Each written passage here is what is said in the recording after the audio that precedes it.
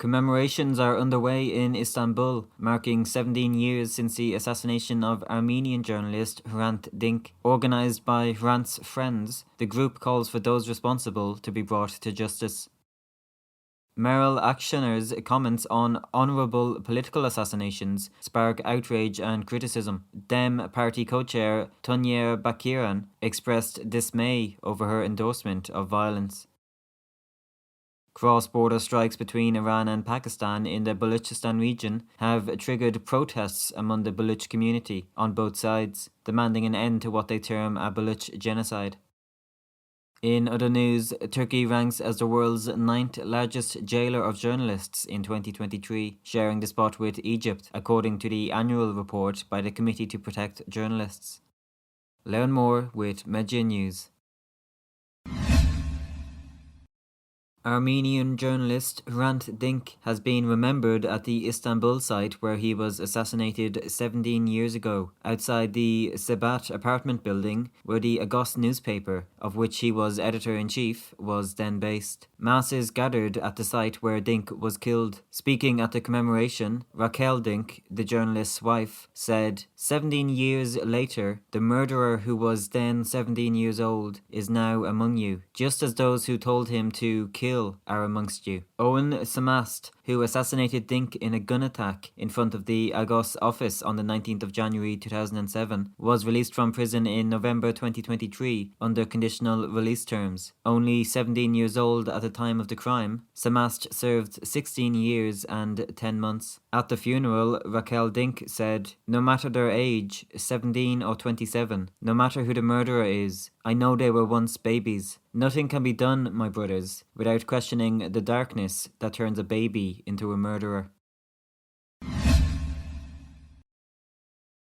The leader of Turkey's Nationalist Good Party, Meral Akşener, has faced widespread criticism following her speech on Thursday, in which she described political assassinations as honourable. As part of her campaign for upcoming local elections, Akşener gave a speech referring to the assassination of Sinan Ateş, the former head of the far-right paramilitary organisation Idealist Hearts, in 2022. Akşener said his children were now living in fear. Akşener continued, saying, "We have been witnesses to political assassinations in our past, but they were honourable ones. That's why none of us was scared then." Many responded to Akşener's comments by reminding the public that she served as Interior Minister from 1996 to 1997. The political assassinations targeted members of Kurdish and leftist organisations in Turkey. Many believed the deep state in power at the time was responsible for the murders. The co-chair of the Dem party, Tuncer Bakiran, expressed his dismay, saying, "Murderers and massacre perpetrators are confessing to their crimes one by one. We knew that the perpetrators of Musa Anter, Mehmet Sinyar, Musin Melek, Hrant Dink, and thousands of other unsolved murders were dishonourable. Now you confess yourselves."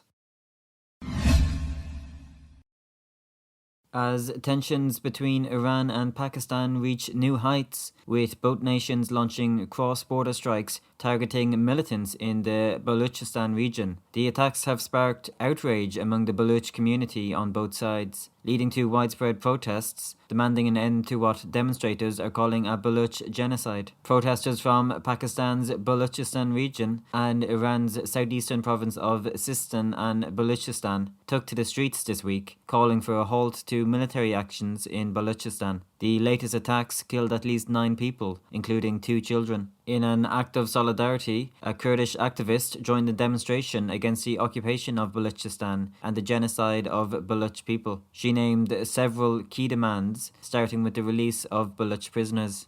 Balochistan people demands are immediate and unconditional release of the Baloch prisoners currently being held by Pakistani army and other security agencies. Occupying forces must immediately stop killing, torture, rape, military assaults, and economic repression in Balochistan.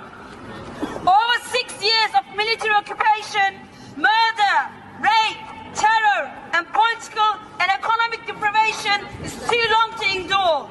Hence, Baloch people demand and into their long-lasting suffering and want to restore their legitimate democratic rights of independence.